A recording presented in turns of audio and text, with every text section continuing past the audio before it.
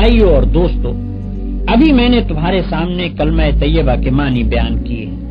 اب اسی سلسلے میں ایک اور پہلو کی طرف تم کو توجہ دلاتا ہوں۔ تم اقرار کرتے ہو کہ اللہ تمہارا اور ہر چیز کا مالک ہے۔ اس کے کیا معنی ہے؟ اس کے معنی یہ ہیں کہ تمہاری جان تمہاری اپنی نہیں، خدا کی ملک ہے۔ تمہارے ہاتھ اپنے نہیں، تمہاری آنکھیں اور تمہارے کان اور تمہارے جسم کا کوئی عضو تمہارا اپنا نہیں۔ یہ زمینیں جن کو تم جوتتے ہو، یہ جانور جن سے تم خدمت لیتے ہو، یہ مال اسباب جن سے تم فائدہ اٹھاتے ہو، ان میں سے بھی کوئی چیز تمہاری نہیں۔ ہر چیز خدا کی ملک ہے اور خدا کی طرف سے عطیے کے طور پر تمہیں ملی ہے۔ اس بات کا اقرار کرنے کے بعد تمہیں یہ کہنے کا کیا حق ہے کہ جان میری ہے، جسم میرا ہے، مال میرا ہے اور فلاں چیز میری ہے؟ دوسرے کو مالک کہنا اور پھر اس کی چیز کو اپنی قرار دینا بالکل ایک لغو بات ہے۔ اگر در حقیقت یہ بات سچے دل سے مانتے ہو کہ ان سب چیزوں کا مالک خدا ہی ہے تو اس سے دو باتیں خود بخود تم پر لازم ہو جاتی ہیں۔ ایک یہ کہ جب مالک خدا ہے اور اس نے اپنی ملکیت امانت کے طور پر تمہارے حوالے کی ہے تو جس طرح مالک کہتا ہے اسی طرح ان چیزوں سے کام لینا چاہیے۔ اس کی مرضی کے خلاف ان سے کام لیتے ہو تو دھوکہ بازی کرتے ہو۔ تم اپنے ان ہاتھوں اور پاؤں کو بھی اس کی پسند کے خلاف ہلانے کا حق نہیں رکھتے۔ تم ان آنکھوں سے بھی اس کی مرضی کے خلاف دیکھنے کا کام نہیں لے سکتے۔ تم کو اس پیٹ میں بھی کوئی ایسی چیز ڈالنے کا حق نہیں ہے جو اس کی مرضی کے خلاف ہو۔ تمہیں ان زمینوں اور ان جائیدادوں پر بھی مالک کے منشا کے خلاف کوئی حق حاصل نہیں ہے۔ تمہاری بیویاں جن کو تم اپنی کہتے ہو اور تمہاری اولاد جن کو تم اپنی کہتے ہو، یہ بھی صرف اس لیے تمہاری ہیں کہ تمہارے مالک کی دی ہوئی ہے، لہذا تم کو ان سے بھی اپنی خواہش کے مطابق نہیں بلکہ مالک کے حکم کے مطابق ہی برتاؤ کرنا چاہیے۔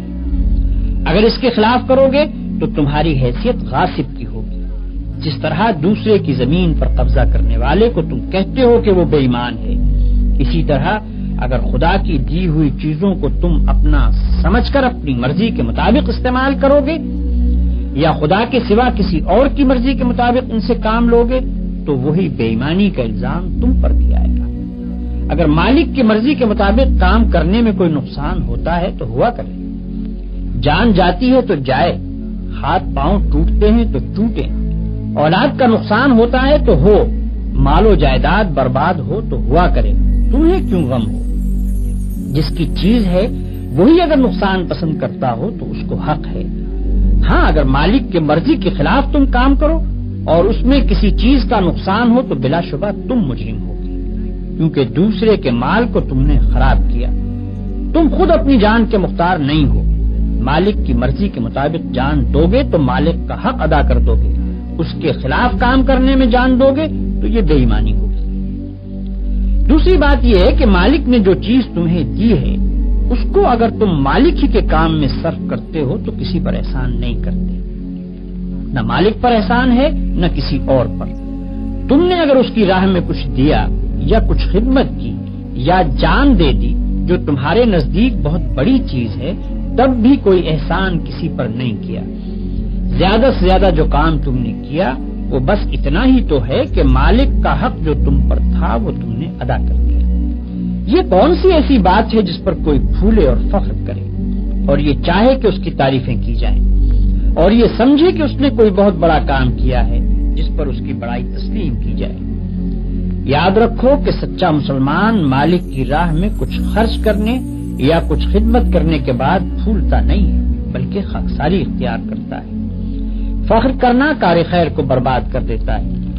تعریف کی خواہش جس نے کی اور اس کی خاطر کوئی کار خیر کیا وہ خدا کے ہاں کسی اجر کا مستحق نہ رہا، کیونکہ اس نے تو اپنے کام کا معاوضہ دنیا ہی میں مانگا اور یہیں اس کو مل بھی گیا۔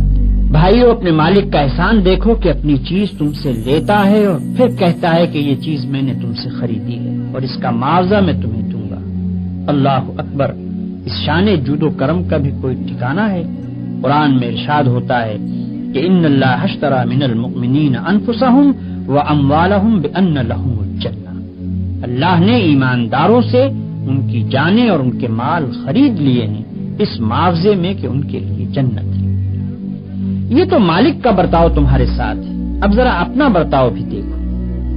جو چیز مالک نے تم کو دی تھی اور جس کو مالک نے پھر تم سے معاوضہ دے کر خرید بھی لیا، اس کو غیروں کے ہاتھ بیچتے ہو، نہایت ذلیل معاوضے لے کر بیچتے ہو۔ وہ مالک کی مرضی کے خلاف تم سے کام لیتے ہیں اور تم یہ سمجھ کر ان کی خدمت کرتے ہو کہ گویا رازق وہ ہیں۔ تم اپنے دماغ بیچتے ہو، اپنے ہاتھ پاؤں بیچتے ہو، اپنے جسم کی طاقتیں بیچتے ہو، اور وہ سب کچھ بیچتے ہو جس کو خدا کے باغی خریدنا چاہتے ہیں۔ اس سے بڑھ کر بد اخلاقی اور کیا ہو سکتی ہے؟ بیچی ہوئی چیز کو بیچنا قانونی اور اخلاقی جرم ہے۔ دنیا میں اس پر دغابازی اور فریب دہی کا مقدمہ چلایا جاتا ہے۔ کیا تم سمجھتے ہو کہ خدا کی عدالت میں اس پر مقدمہ نہیں چلایا جائے گا؟